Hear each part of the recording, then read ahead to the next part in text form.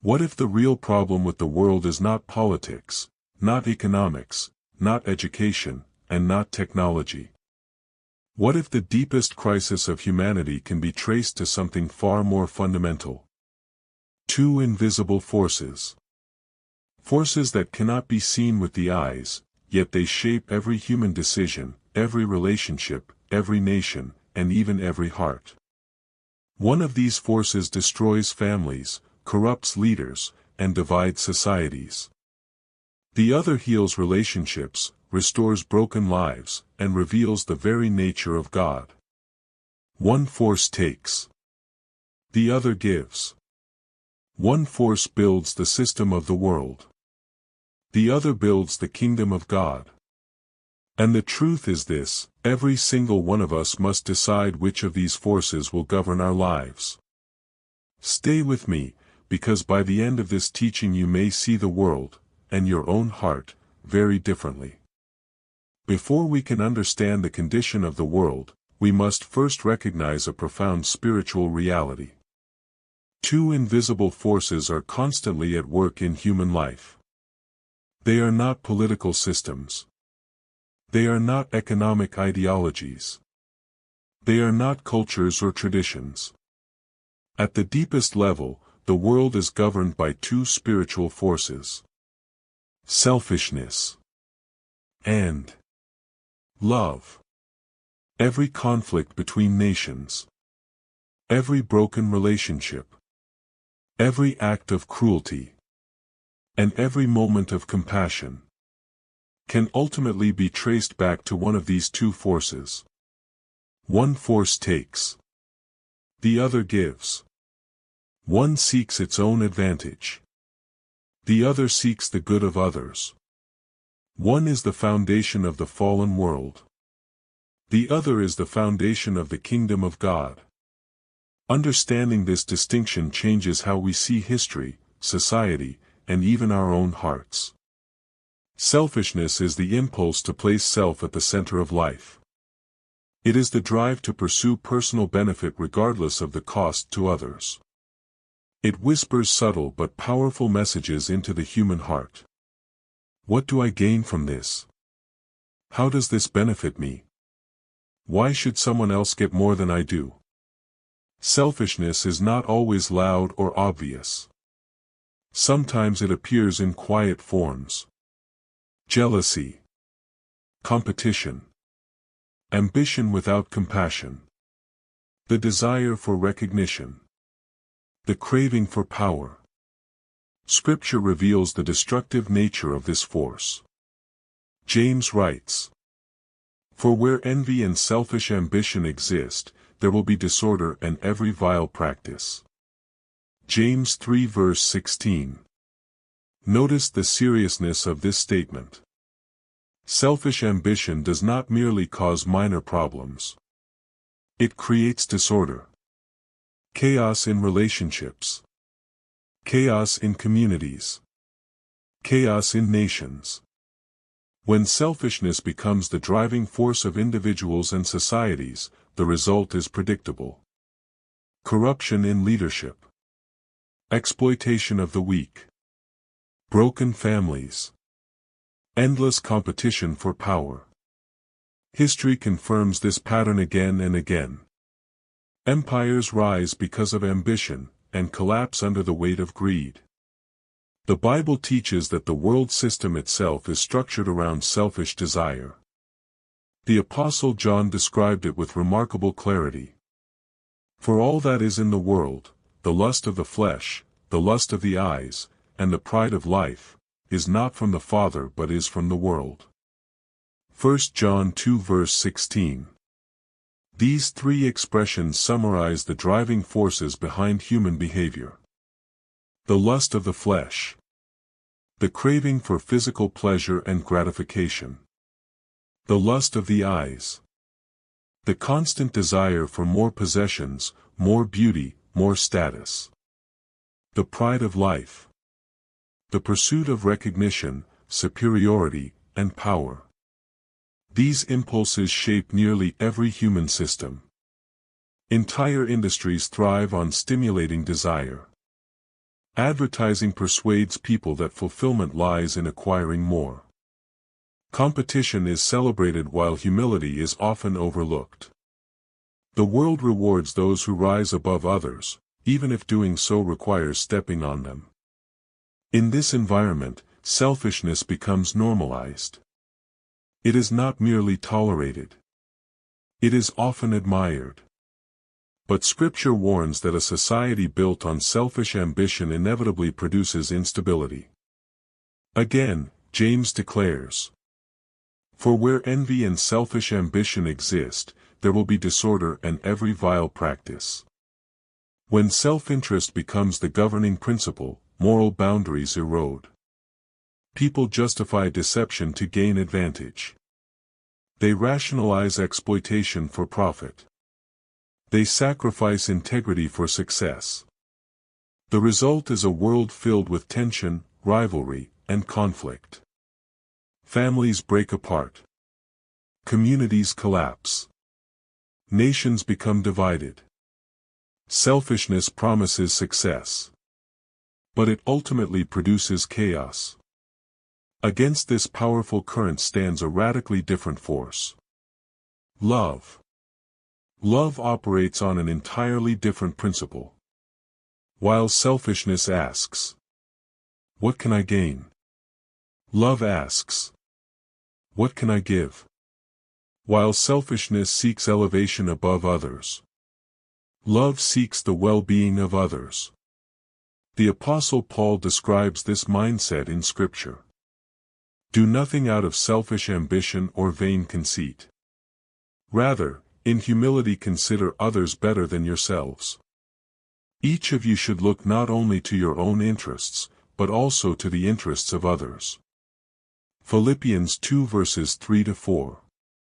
This instruction challenges the logic of the world. The world says, "Protect yourself. Promote yourself. Advance yourself." But the kingdom of God calls believers to a different orientation. Serve others. Value others. Lift others. This is not weakness. It is the very character of God expressed through human life. Scripture reveals that two kingdoms operate simultaneously in the world. One is the world system, driven by selfish desire.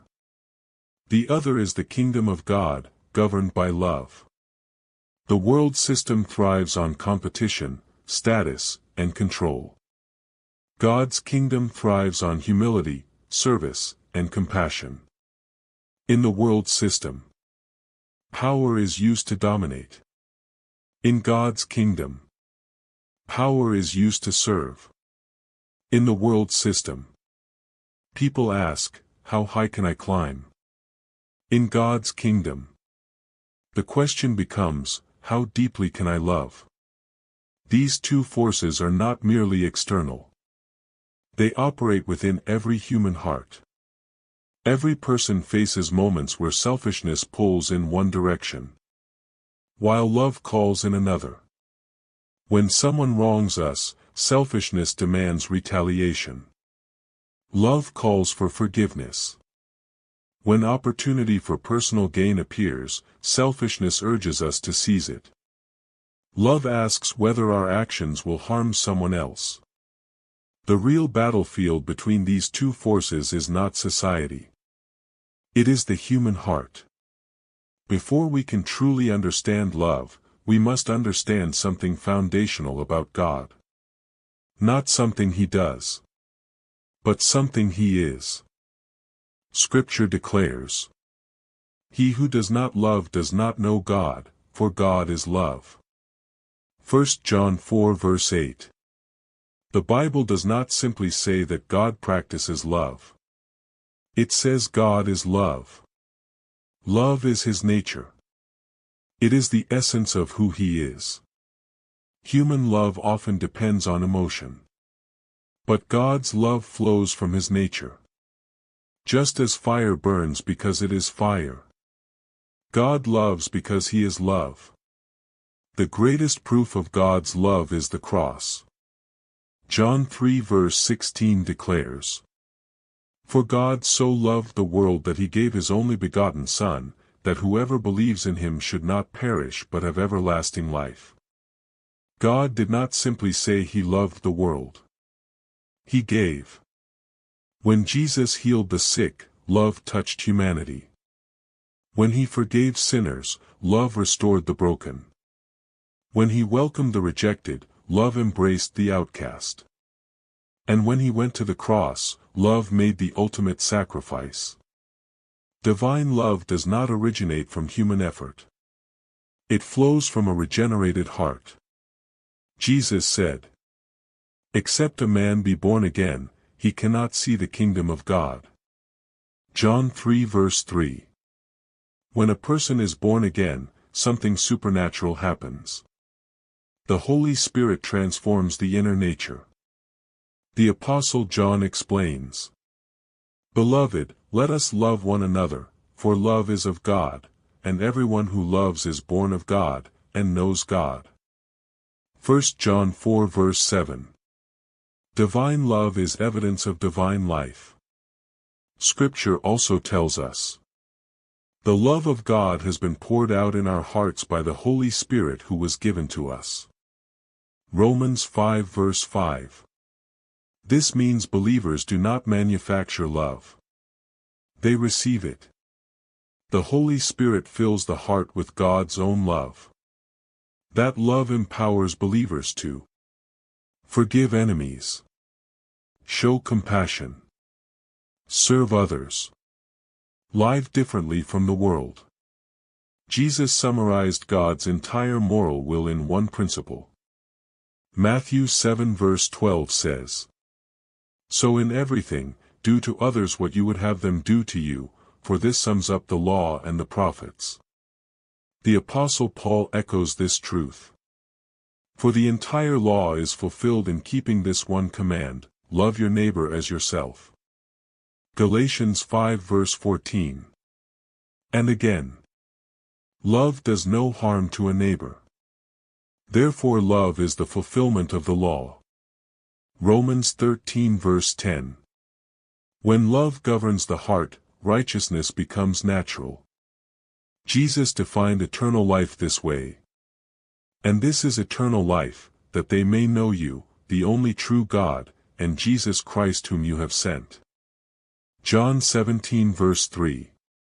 If eternal life is knowing God, and God is love, then eternal life will produce love. The Apostle John writes, "We know that we have passed from death to life because we love the brothers." 1 John 3 verse 14. Love becomes the visible evidence that God's life is active inside a believer. Scripture commands believers, "Walk in love, as Christ also has loved us and given himself for us." Ephesians 5 verse 2. Walking implies something continuous. Moment by moment. Decision by decision. Paul also says, "Let everything you do be done in love." 1 Corinthians 16 verse 14. Love must influence everything. Our conversations. Our reactions. Our relationships. Our decisions. Scripture defines love clearly. Love is patient. Love is kind.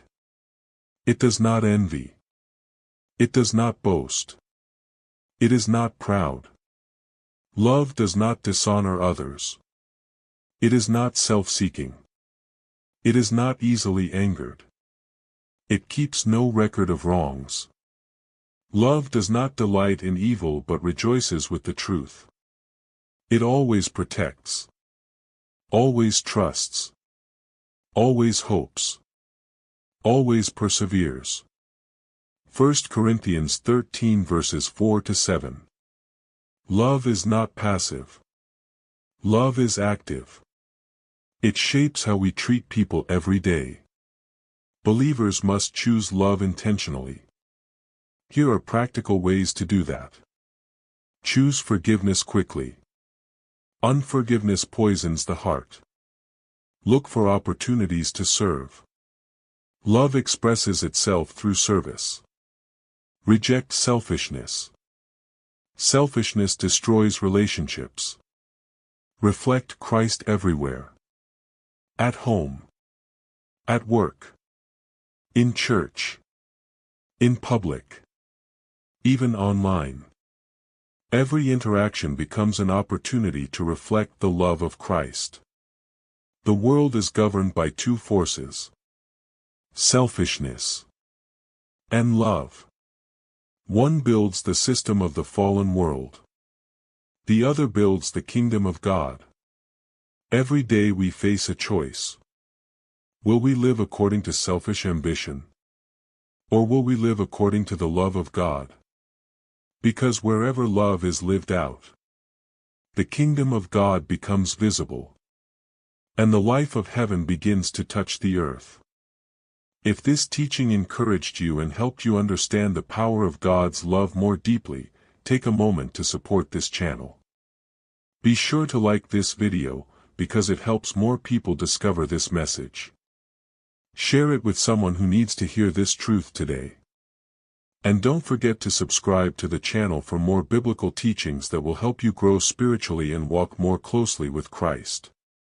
May the love of God fill your heart and guide your life. God bless you, in Jesus' name. Amen.